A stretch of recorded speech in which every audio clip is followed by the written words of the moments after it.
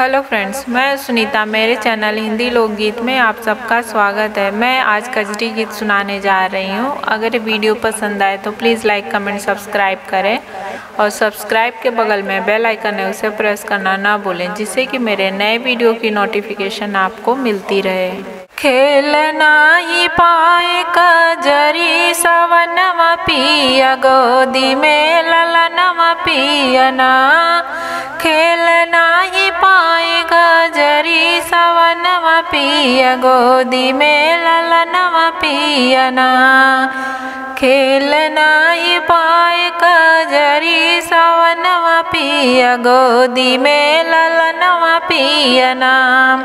ललना रोवे माई माई, कैसे जेवना बनाई। ललना रोवे माई माई, कैसे जेवना बनाई। अपना घूमत बाटे जाके रंगुनवा पिया, गोदी में ललनवा पियना।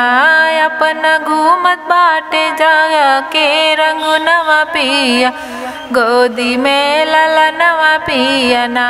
खेल नाही पाए कजरी सवनवा पिया, गोदी में ललनवा पियना। खेल नाही पाए कजरी सवनवा पिया, गोदी में ललनवा पियना।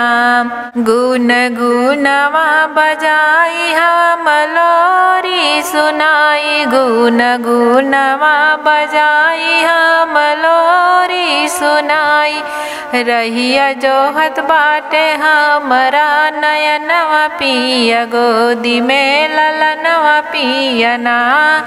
रहिया जोहत बाटे हमरा नयनवा पिया, गोदी में ललनवा पियना। खेल नाही पाए कजरी सवनवा पिया, गोदी में ललनवा पियना।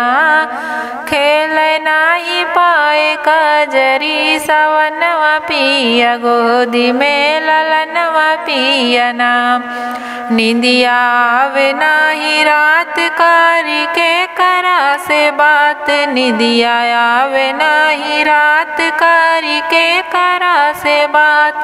अब के करा से देइयो रहनवा पिया, गोदी में ललनवा पियना।